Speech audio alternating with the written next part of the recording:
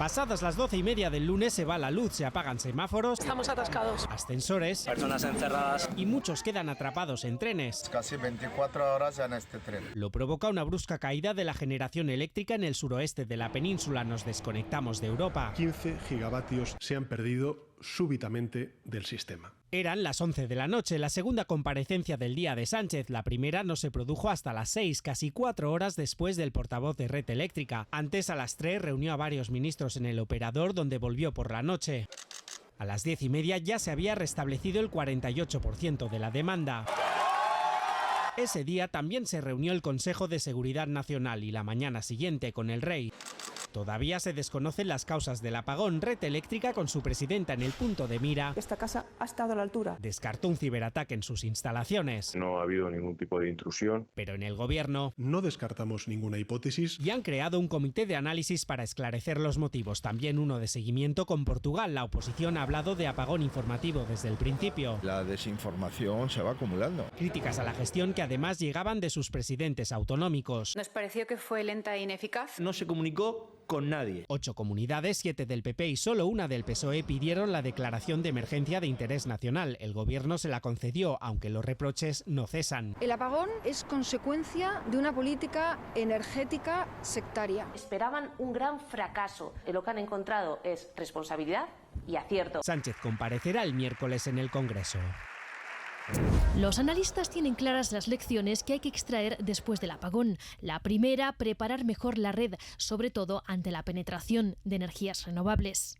Debido al excepcional y fantástico desarrollo de las renovables en estos últimos años, la infraestructura de red se nos está quedando un poquito atrás y tenemos muchos nudos de conexión a red que están un poquito saturados. La segunda, apuntan, el gobierno debe tomar la iniciativa para incrementar la capacidad de almacenamiento que tenemos en España, que es prácticamente nula. Y así no desperdiciar el exceso de energía que producimos y tener reservas suficientes en caso de un nuevo apagón.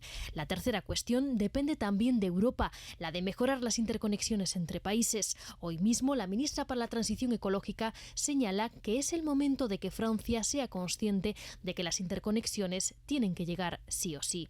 También es fundamental, apuntan, actualizar el Plan de Estrategia de Seguridad Energética Nacional, que es de 2015. Ese plan se concibió para otro sistema y no contempla la regulación y normativa necesaria para los niveles de generación renovables que tenemos en la actualidad. Y todo ello sin olvidar la importancia de invertir más en investigación y desarrollo. España es una isla energética y tiene que tener tecnologías adecuadas a ello. 5 días después, muchos siguen preguntándose por qué sus teléfonos quedaron completamente inoperativos durante horas. Las antenas de telefonía son antenas activas, es decir, llevan una electrónica dentro de la antena que funciona con electricidad. Cuando hubo un apagón generalizado, las antenas dejaron de funcionar porque su electrónica no funcionaba. Por eso ahora se ha puesto el foco en opciones alternativas en las comunicaciones que no dependan estrictamente de la electricidad terrestre, que fue la que falló. Diríjase, por favor. Por ejemplo, las conexiones por radio. No tienen nada que ver con las antenas de la telefonía. Aparte que la radio, por el tipo de ancho de banda que utiliza, llega a muchísima más distancia. Otro ejemplo es la conexión vía satélite, una alternativa siempre en situaciones de emergencia y que permitió emitir, por ejemplo, el especial informativo del lunes.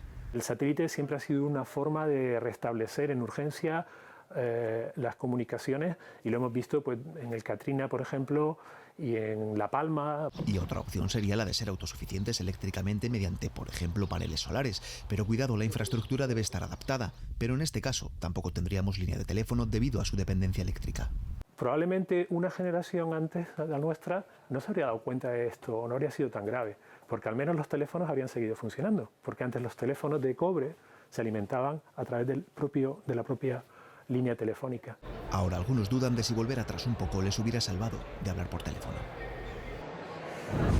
Sí, algunos cardenales hoy han aprovechado ese día de descanso para oficiar misa en distintas iglesias de Roma. Por ejemplo, uno de los favoritos, el húngaro Erdő, que ha defendido la tradición y la necesidad de un buen papa en este momento histórico y dramático de la humanidad. También otros han dejado mensajes en los medios de comunicación a través de entrevista. Por ejemplo, un cardenal sueco mantiene que Europa está cansada y que el nuevo papa vendrá de Asia o de África. Hoy se celebra, como decíais, la última de las 9 misas de luto por el Papa Francisco. Francisco, al que por cierto ayer se escuchó en la plaza del Zócalo de México en un mensaje grabado póstumo en el que le decía a los jóvenes que no estén callados, que hagan el lío, fue su expresión, que den alegría. Faltan solo 3 días para que comience ese cónclave que elegirá a su sucesor. Aquí en Roma están deseando volver a ver a un papa nacido en Italia.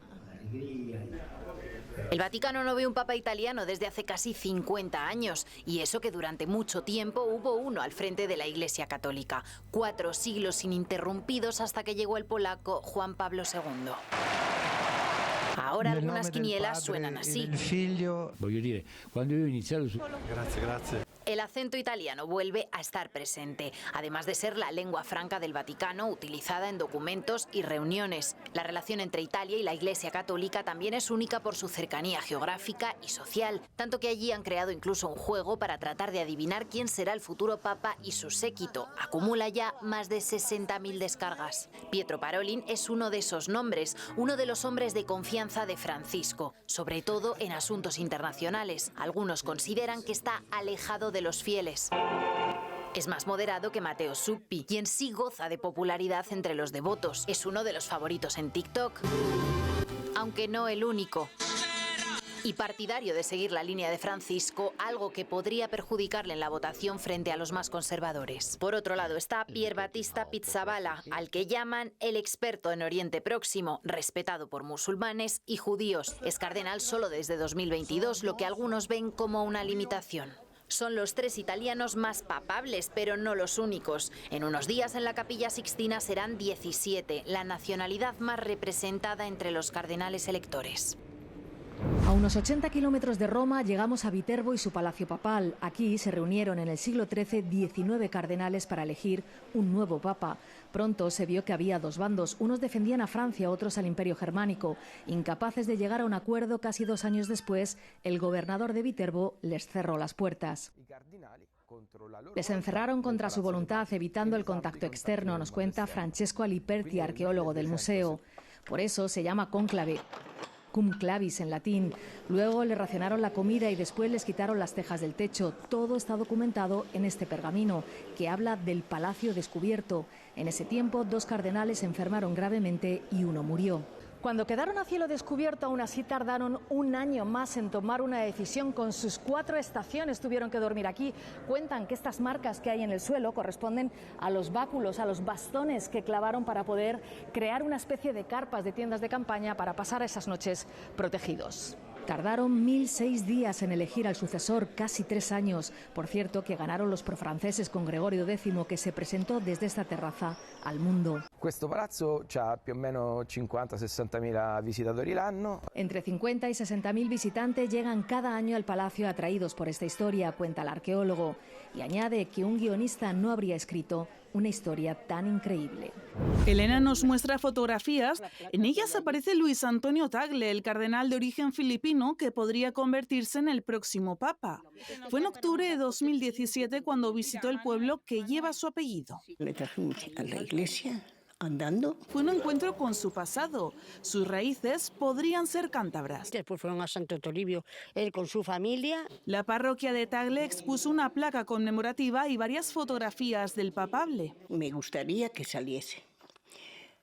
Pero cuando lo he hablado aquí con el sacerdote me dice que es un cargo muy grande. 14 vecinos del municipio fueron a visitarle a Manila. Entre ellos estaba Ana. Y es que es una persona muy cercana, muy familiar. Después de conocerle, afirma que si fuera elegido papa, eso sería ya el no va más. El que también fuera arzobispo de Manila sigue la línea reformista del Papa Francisco y es uno de los grandes favoritos en el cónclave del Vaticano.